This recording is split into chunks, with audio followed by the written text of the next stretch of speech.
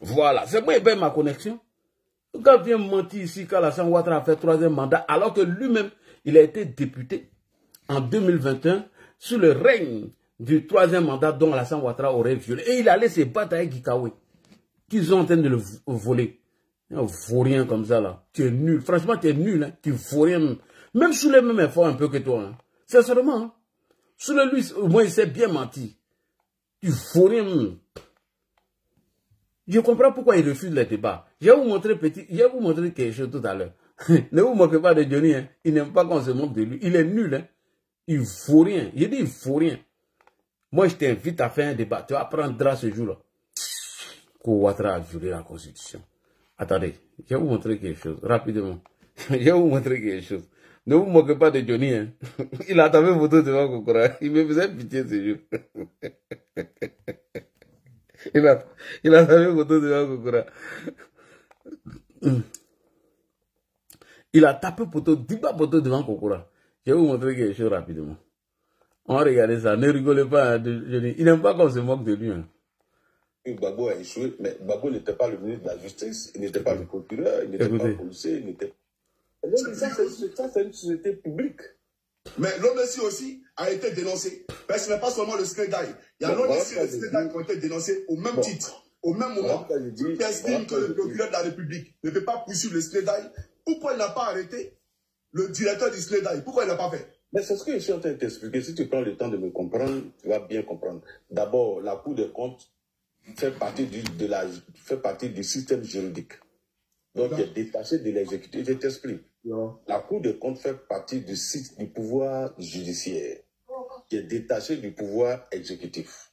Donc, la Cour des comptes n'est pas les yeux donc, de l'État, mais contrôle la gestion de l'État. C'est-à-dire la gestion du gouvernement est contrôlée et auditée par la Cour des comptes.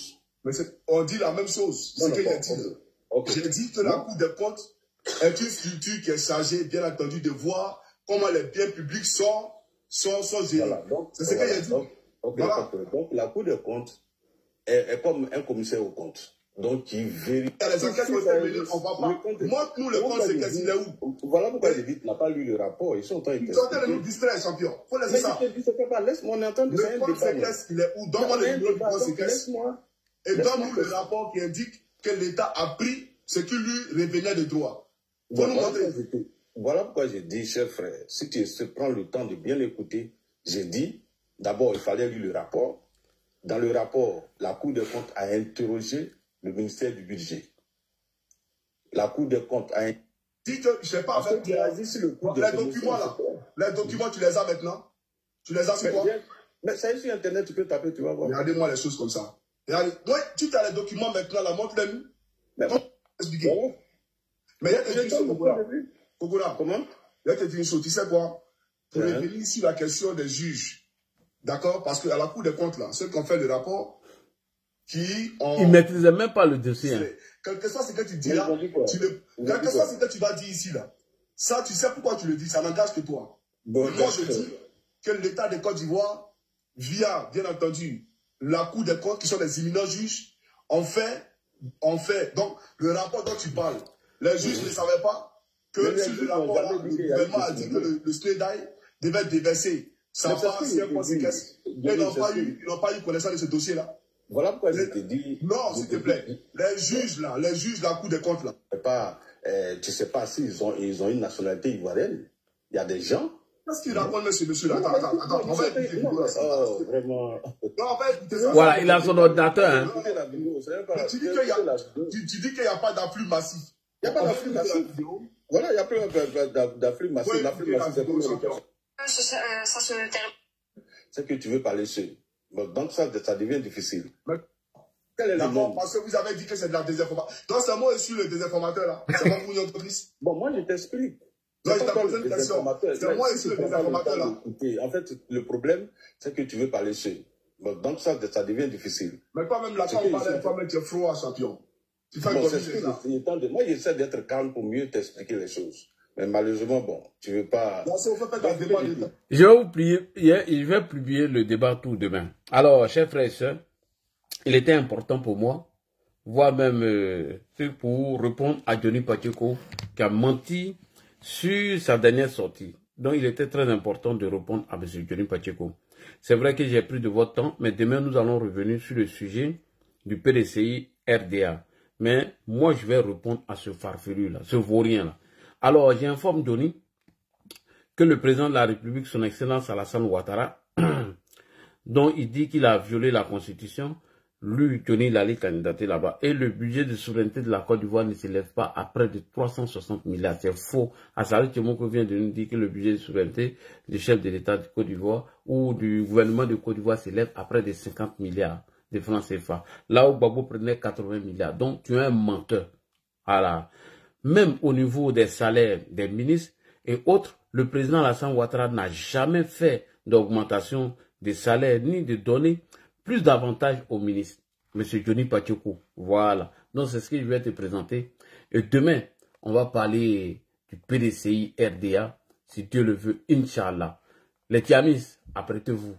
Voilà, je vais voyager à vous. Vous n'allez pas vous laisser. Hein. Vos convocations à la con. Si on tapote, si on te pose une question pour le PPU, viens poser ta question, tu vas voir. Alors, on revient maintenant sur Johnny Pacheco. J'ai fermé tous ces angles-là. Mais, aïe, aïe, aïe, aïe. Pourquoi j'ai fermé tout? Aïe, aïe, aïe, aïe, aïe, aïe. Les Tiamis, il s'est fait tard. Il est déjà 3 h du matin. On ne va pas faire un long débat. Mais demain, je vous donne rendez-vous. Je suis à vous. Voilà. Convocation, vous avez envoyé à M. Tidiane Thiam. Pardon, à M. Jean-Luc Billon. On va vous faire ça propre. Donc, on écoute ici. La dernière vidéo que je voulais vous présenter ici, bon, c'est pas grave. Voilà. Ce que j'étais en train de dire tout à l'heure, M. Johnny Pacheco, écoute. Demain, je vais vous faire ça bien, Inch'Allah. Demain, là, vous, je suis à vous. On écoute. Le taux d'augmentation de vos ministres ont augmenté de 6 fois le montant du salaire, des indemnités fortes, voiture avec chauffeur. C'est pas trop ça pour un pays. Vous savez, mais je crois que vous avez vu des gens qui vous intoxiquent. Ce n'est pas vrai. J'ai vu personne. Non, ils vous ont donné le faux. Rien n'a changé depuis que je suis arrivé. Par rapport au régime précédent. Absolument rien. Mais d'où vient cette information? Donc elle est fausse. Elle est fausse. Il n'y a pas eu d'augmentation. J'applique les frais d'installation qu'il y avait. J'applique les salaires qu'il y avait. Les ministres avaient une voiture avec chauffeur, de la sécurité. Moi, je suis en train de réduire le train de vie de l'État. Et je vais vous dire une chose. Les ministres sont comme tous les citoyens. Ils n'ont pas reçu d'augmentation de leur pouvoir d'achat depuis 20 ans. Je n'ai absolument rien changé. Très bien. Okay. Donc, au risque encore de me faire intoxiquer, j'ai un dernier point que je veux voir avec vous. Vous avez parlé de transparence, de bonne gouvernance, j'y réinsiste encore, mais depuis votre prise de fonction, on vous reproche de n'avoir jamais publié votre patrimoine, comme le demande la Constitution de 2000. Pourquoi? Est-ce que vous comptez le faire un jour? Est-ce que vous avez des choses à cacher aux Ivoiriens? Je ne sais pas qui vous avez vu dans ce pays. La Constitution demande la publication du patrimoine entre les mains de la Chambre des comptes de la Cour suprême. Je l'ai fait. J'en ai informé le Conseil des ministres. Moi, je n'ai rien à cacher. Déjà en 2000... Donc, vous avez rendu votre patrimoine. Bien sûr, je n'ai rien à cacher. Tout le monde sait que je vivais bien. Quand j'étais dans l'opposition, j'ai quand même occupé des fonctions importantes. M. Nemade, j'ai été gouverneur de la Banque centrale, j'ai été ancien Premier ministre, j'ai été directeur général adjoint du Fonds monétaire. Moi, je n'ai rien à cacher. Et je peux vous dire que je dépense beaucoup moins que mon prédécesseur. Ok, merci beaucoup. Alors, je suis sur ça pour vous souhaiter une bonne soirée. On va se donner rendez-vous demain. Et tant que ce farfelu, ce menteur, ce manipulateur du roi 1313 va mentir sur le président de la République ou son gouvernement, moi je vais répondre. Donc, je vais modifier mon thème. Droit de réponse à Johnny Pacheco, le menteur. Salam alaikum, que la paix de Dieu soit avec vous. Rendez-vous demain avec les gens du PDCI de Daopro. Merci beaucoup. Hein? Oui. Donne-moi au moins 2 minutes avant 3 h quand même. D'accord, vous voulez... D'accord, si tu veux parler, il n'y a pas de problème. Allons-y. Voilà, parce que quand Johnny parle de péage, hein? moi j'aurais préféré que tu montres le reportage. J'ai montré, toi tu n'as pas vu. Non, je ne parle pas de ça. Je parle du reportage où les gens se réjouissaient, qui disaient qu'ils sortaient à 4 h du matin pour aller travailler au plateau à cause des bouchons. Alors que le pont, là, quand c'est arrivé maintenant, là, ça les fait gagner. Aujourd'hui, ceux qui viennent de Yopougon pour aller travailler au plateau, au lieu d'aller faire la queue dans les gares de Ororo, et puis 3 h, 4 h du matin, aujourd'hui, ces gens-là se lèvent à 7 h. 7 h, ils sont à 8 h, ils sont avant 8 h au plateau, et ils sont au travail, ils sont reposés. C'est ce qu'elle ne dit pas aux gens. Parce que quand on dit l'État... Il ne connaît rien même. Voilà, quand il y a un projet à faire, et que les budgets de l'État ne sont pas suffisants, mais ceux qui donnent l'argent à crédit à l'État pour réaliser ces travaux-là, ils savent qu'il faut d'abord prouver comment tu vas pouvoir mettre en place un système de remboursement de la dette avant qu'on te prête de l'argent. La dette, là, on ne le prend pas comme ça pour distribuer. Il n'y a pas l'argent cadeau quelque part, déposé quelque part, que tu t'en vas prendre comme ça. Quand tu proposes un plan au FMI et ou chez les gars de Banque mondiale, là, tu proposes un projet bien détaillé et le système de remboursement qui ne va pas impacter sur la vie de l'État de la Côte d'Ivoire, qui ne va pas impacter sur la masse salariale, qui ne va pas impacter sur le niveau de vie des Ivoiriens. En fait, lui, il parle de... Tu n'as pas compris sa question. Il dit... J'ai compris. Il dit, on prend crédit, pour rembourser crédit, on prend crédit, ils sont partis construire pont, on va payer ça en 30 ans. Est-ce que lui s'attend à ce qu'il dit? Il dit qu'on a construit le pont en plein centre-ville. Oui. Voilà, c'est de ça que je parle. On est dans le même sens, au fait. C'est-à-dire que lui, moi, je vais démontrer par là que Johnny ne connaît rien dans la gestion d'un pays, au fait. Il ne connaît rien. Parce que le pont, là, le pont qui traverse aujourd'hui, qui saute la lagune aujourd'hui pour descendre directement au plateau, là, ça a tellement sauvé des gens. Ça a tellement sauvé des fonctionnaires. Tu sais que quand tu gagnes du temps sur ton trajet de travail, là, mais ça t'apporte aussi, c'est du temps que tu gagnes, c'est du temps que tu gagnes à vivre avec ta famille. Par exemple, si toi, tu dois sortir à 4 h du matin, et tes enfants même te voient même pas quand tu sors, et que tu vas sortir à 7 h, 6 h, déjà tes enfants sont là, ils te voient, tu leur fais des bisous, ils partent au travail. Tu as gagné en termes de vie ou tu n'as pas gagné. Donc, Johnny ne connaît rien. Johnny pense que lui, c'est mensonge. Au fait, il veut reprendre la vie. C'est-à-dire que tout ce qu'on a déjà dépassé là, en 2020, lui veut nous ramener là-bas. Alors que c'est du passé, Johnny. Il ne connaît rien. J'ai dit, il est nul. Voilà, c'est quelqu'un qui est vraiment nul. On peut, chaque jour, quand tu sors sur le sujet, on veut t'accompagner. Et c'est sans complexe. On veut t'accompagner là, il faut nous laisser, on va le répondre sur le sujet. Voilà, ceux qui ne veulent pas répondre, ils ne peuvent pas répondre. Ceux qui veulent répondre, on est monté pour répondre, pour t'aider à débattre dessus. Ah, d'accord. Voilà. Ok. Voilà, on est monté pour ça, donc voilà. Ok, merci beaucoup. Donc, toutes mes excuses. Monsieur Ben est là, Ben. Bien, Ben, je suis là. Bonsoir tout le monde. Bonsoir. Comment ça va? Toujours. Moi, je vois que vraiment pour répondre, Ben, comment on appelle Johnny, même c'est une cause perdue. Tu sais que c'est pas la peine de venir répondre alors. Voilà, parce que l'année passée, moi, j'ai vu Johnny qui faisait la publicité de même pont là. Ou bien c'est pas lui. Lorsqu'il partait à l'intérieur du pays, il s'arrêtait quelque part, il a fait des vidéos qui se croient même en Europe. Alors si aujourd'hui, là, il voit que vraiment, ça dit son intérêt menacé, qu'il veut se retourner contre le même pouvoir. Moi, je vois que vraiment, Johnny, c'est du passé. Et on va toujours continuer à préparer les élections de 2025. C'est ce qu'il veut nous détourner. Alors moi, je vois son objectif, je vois son combat. Il veut qu'il vraiment, il envoie des années entre les enfants qui peuvent faire la victoire de Ado en 2025. Il ne peut rien faire ça. Mais Johnny, s'il pouvait faire ça, pourquoi toi, bon voilà, c'est toi, tu lui donnes importance. Moi, je viens déconstruire. Mais Soulé, là, je le faisais toujours. Il n'a jamais laissé Soulé, c'est pas lui. Donc ça fait un. Et de deux. S'il ment là, moi, je réponds. Johnny, il était dans l'opposition, là. Il a milité contre le référendum, contre le référendum de 2016. Ben, il dit non, faut pas les gens vont aller voter. Mais il a tapé poteau. Il était à eux, il n'a pas pu il n'a rien fait du tout et puis c'est maintenant lui va faire ça. Moi, je vais poser juste une question à Johnny. Ouais, Sloko, ok. Quand lui dit que la constitution là n'est pas bonne, que ça ne donne pas le droit de faire mandat, pourquoi Gbagbo qui a plus de 75 ans aujourd'hui veut postuler, c'est grâce à cette constitution. Sinon, si on retourne sur la deuxième République, est-ce que Gbagbo pouvait se targuer aujourd'hui d'être candidat? Mais toi, tu es allé loin. Pourquoi tu es allé chercher Gbagbo?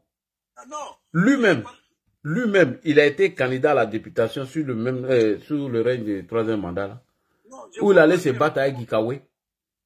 Alors. C'est un menteur. Il faut le répondre parce qu'il ne faut pas le laisser. Il sait que c'est ce qu'on avait fait au départ. Je t'ai dit ici dans une de nos vidéos. Quand nous on partait au travail là, même des Arabes nous disaient ouais, ils sont partis mettre Ouattara au pouvoir à cause des cacao, cacao, à cause des cacao.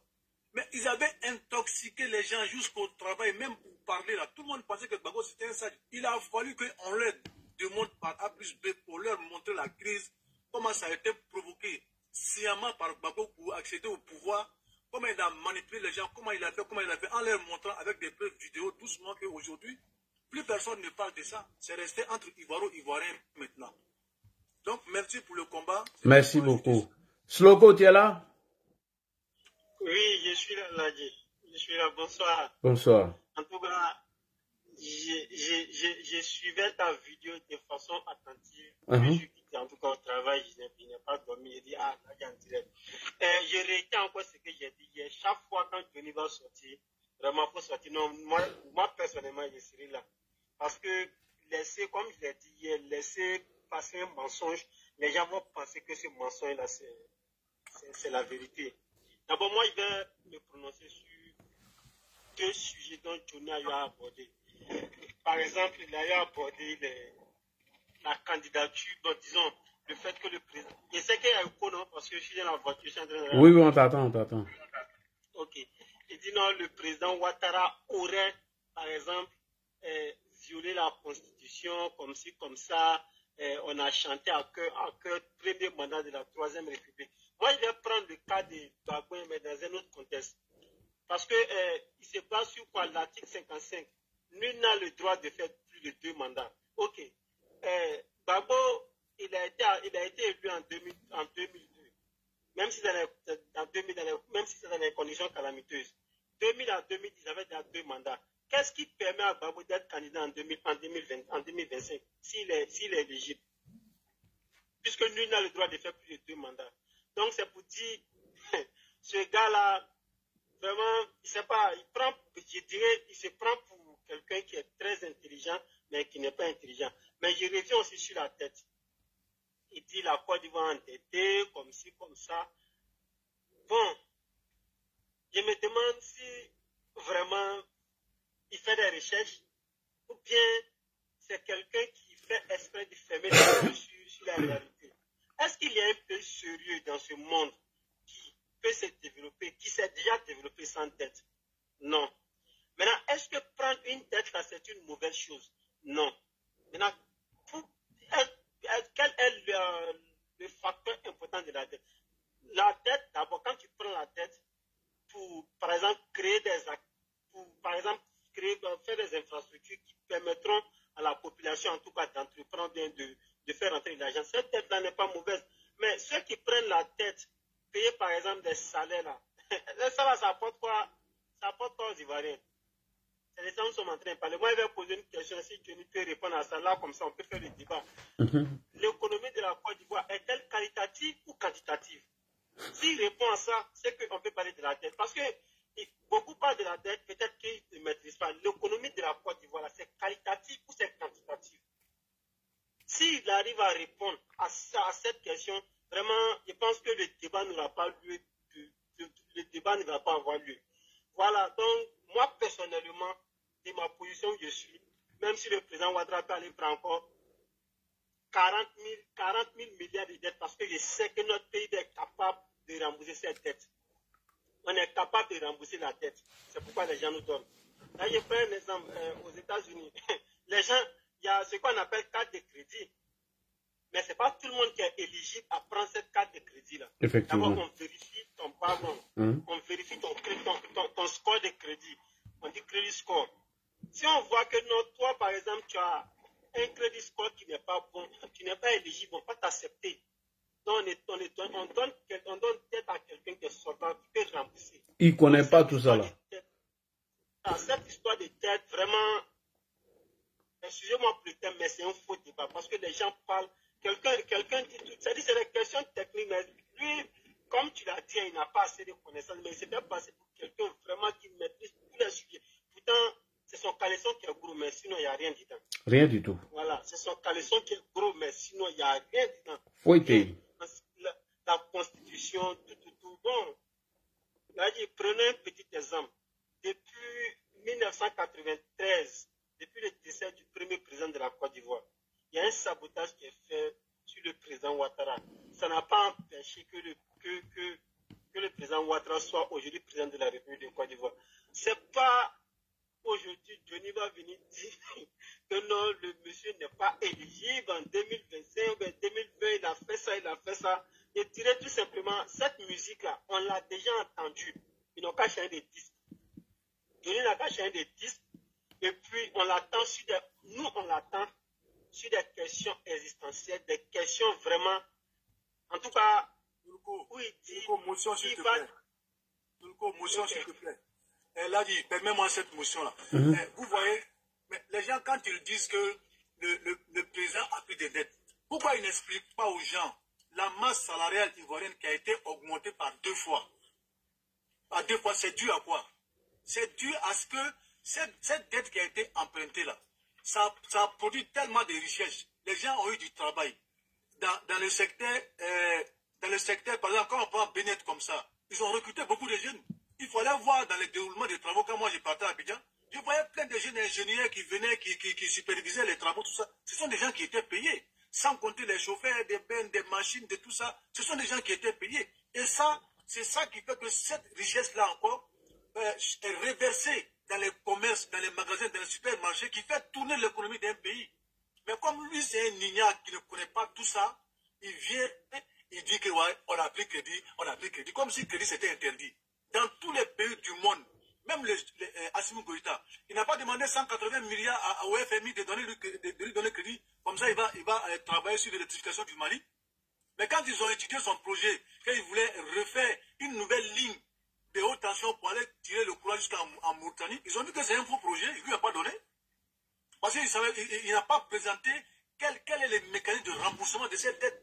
Tu n'as même pas pu rembourser d'avoir 80 milliards de trucs à la Côte d'Ivoire, et toi tu vas aller créer une nouvelle ligne, alors qu'il y a déjà une ligne existante qui va vous revenir moins cher et qui va faire que le coût de votre dette sera encore plus facile à rembourser.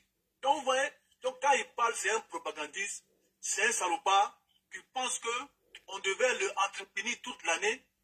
Il y a des périodes. Mais Beki Lamé, il a jeté ça où? Moi, je veux savoir. Il est guéri. Je voulais jeter sur ça là. Dans tout le travail du monde là, il y a traite dedans. Par exemple, les vidéomans et les blogueurs qui sont les plus forts, qui sont les plus puissants. Quand il y a des élections législatives ou il y a des élections, qu'il y a des boss qui veulent se lancer et il a besoin de service d'un bon blogueur, il va le prendre et il va lui donner ce qu'il a à lui donner. Maintenant, si c'est en période